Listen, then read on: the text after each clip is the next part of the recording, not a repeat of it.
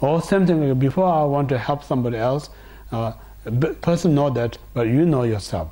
So in this reason, kind other is kind yourself.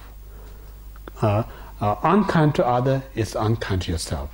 So in this reason, now we need to change. That's what we call the Buddhist diet. Our diet that we take is to put on us more weight. So if you try to lose the weight, we need to change the diet. So this diet is like a no-own test. It's already a success, proved for many great masters. So no need to be hesitant. We are not kind of guinea pig, testing us. Already tried and success and proved it. So anyone who really, without any doubt, kind to other, definitely is kind to yourself. The moment you are unkind to other, it's unkind to yourself. So that's what we call the practice Dharma. So in this way, now even great God hasn't got the power to completely free them from suffering, give them lasting happiness. Even much greater than the God beings, like we call the Shavakayana and the Pritikayana, they are enlightened person. They also help others according to their own limit. They cannot do complete benefit because they are not completed themselves. Then even greater than them, like a Bodhisattva who dwell in the 10 bhumis, they also cannot help others completely what they want because they are incompleted. So in this way, only person who can help others completely is like a self need to be complete. That's the Buddha. Only the Buddha who is completed, that person is the right person to help others to achieve the complete benefit. So this, once you know that, now you get idea. I really want others to achieve happiness, free them all from suffering. What I need to do is like first I must reach Buddhahood. If I reach Buddhahood, then I'm in the right position, help others to achieve that state. So this idea then develop the bodhicitta. So in this reason, I always say like every beginning of sadhana, we have this bodhicitta motivation. But if you don't think in the logic way, then this beginning of sadhana bodhicitta is become like a culture. Just have to read, but no means that, really means that. Really means sadhana is like really means that one. So in order to means what you're reading, it's like you need to know how important this bodhicitta in order to help others. So your aim is like help all sentient beings, but the reality, that aim help you the most, because that aim help you to make you perfect. Make sense or not? So in this reason, the more you have a goal to help others, much faster to achieve the result. People say, which path is the fastest way to achieve the goal? The fastest way to achieve the goal is like a object. More you extend, more bigger the object when you meditate, much faster to achieve the goal. And when you have a smaller the goal, much longer it takes to get the result. So this is so skillful, So if you think about, sometimes people think, if I do loving kindness to everyone, compassion to everyone, we kind of invest in I heard so many things, I'm left out. We're so much concerned about self. But in reality, we always left out, But we don't realize that. But when we do such good things, then we're concerned I'm left out. So just when you create such great mind towards others, you are the first included. But we don't realize it. We're still concerned, I'm left out. If I love to everyone, compassion, where I am, who's going to love to me?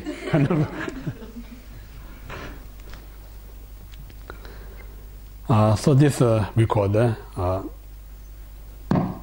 wishing or inspiration bodhicitta first. So when you come to the bodhicitta, then there's two. Generally speaking, let's talk about two things: conventional bodhicitta and absolute bodhicitta, two things. So conventional bodhicitta, there is a inspirational bodhicitta and actualization bodhicitta, two things. So inspiration bodhicitta realize how important to obtain Buddhahood to help all others benefit. So that's the inspiration bodhicitta. Then actualization bodhicitta means now engaging the what we call the actual practice. So practice, then they talk about the two things, I think: equalization meditation and exchanging meditations. Two things. So equalization bodhicitta, like also Shantideva, I think, stated, like if one wish to quickly reach enlightenment, then you need to practice exchanging self and others. That's the fastest path. But in order to exchange self and other, first we need to train equalization meditation. So equalization meditation means like how much I want to be happy, then you think other want to be happiness.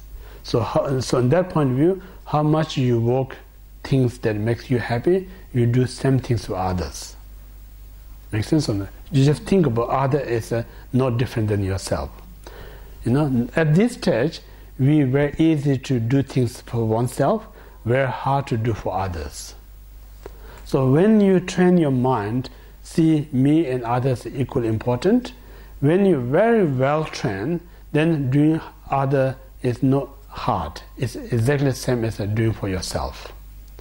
So sometimes I just thought maybe casual kind of exchanging meditation is like for instance, if you share with the house, or when you have a retreat environment, someone's kind of say some cloth fall in this kind of pathway. It's not belong to you. Just treat it as yours. Put in a clean place. Or someone's say mind, like absence of mind, no, put a cup to wash, put something like me and put on the table. Think it's treat it as your cup. Take it and wash it and to wash yourself. So this is like part of a kind of equalization, And then it's a very good manner, when you're doing something some other, it's really doing for yourself, psychologically. That's what we call so much wisdom involved. We think that we're doing other, it's kind of become like a kind of slave of other. We think that way, But the reality, whenever with a good intention do other, everything you're doing for other is doing for yourself. So if you see the value, then things they do for other is not that difficult at all. So that's the reason Bodhisattva says whenever they got opportunity to help other, that's best news. They're saying if you get used to it, nothing is difficulties. Chandakriti stated in Madhyamaka Avatara, the middle way path.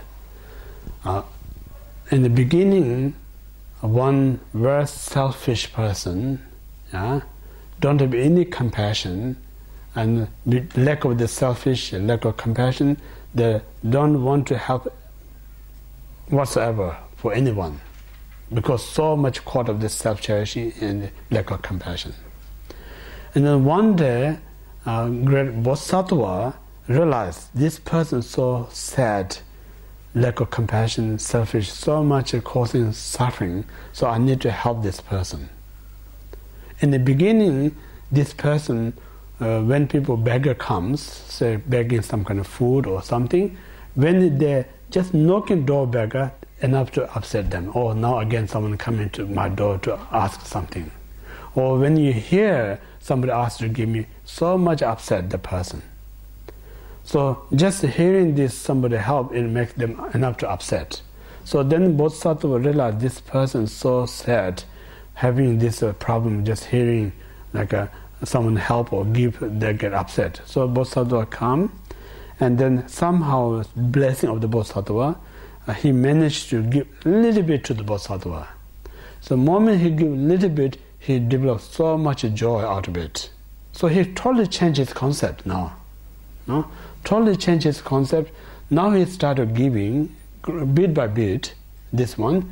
One day, that very person who's so uncomfortable here to, when you hear the give or somebody beggar come, now just totally changed, when somebody says, can you give me something, just hearing this voice makes immense happiness.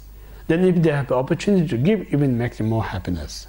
So it means I mentioned one of people's talk, giving is joy is come from the giving. So it means the supposed material is to make us a joy. So it doesn't matter either it's keep yourself to make you joy or giving some other to make you joy. But as long as it's being joy, it's okay, you know. So think about keeping self is bringing more enjoyment or giving others to bring more enjoyment. Yeah. So in this kind of a manner, like we talk about, seems like I'm giving what they want, but the reality, they're giving what they want, it brings me joy. Yeah. So think about what I'm giving, the value, what it brings joy to me. If you really can measure, joy is much more profound than giving.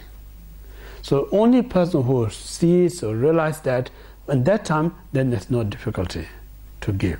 So that's the reason Buddhists you need to train to giving. You're not just forced to give. It's not good. You know, you need to train to give means you need to feel it, how much joy coming from out of it. When the joy comes, then who's going to stop the joy? When the joy, you know how to get the joy.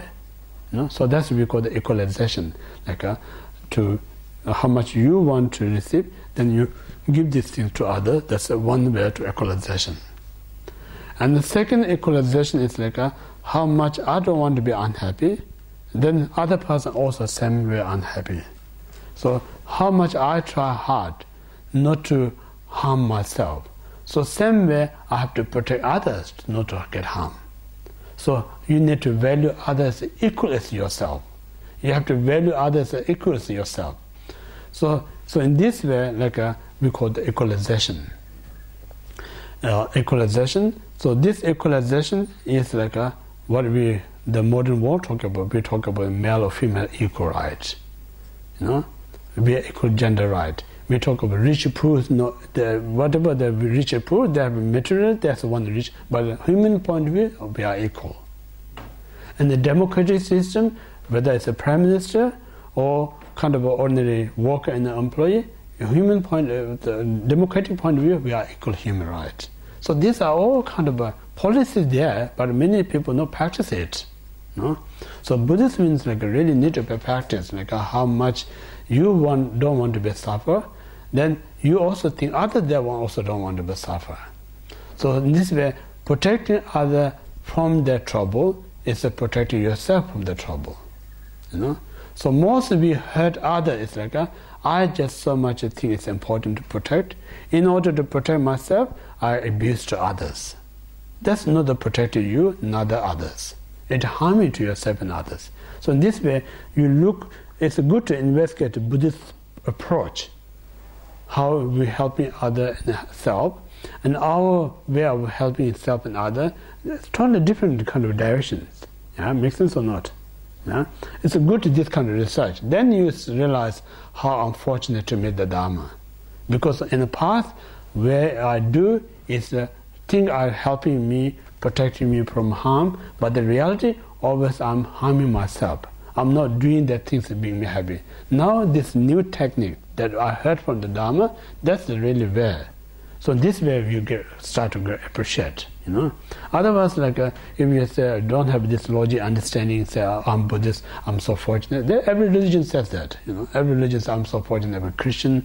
Every religion says I'm proud of a Jewish. All these things, but everything's great. But you need to be around logic things. So important. Yeah?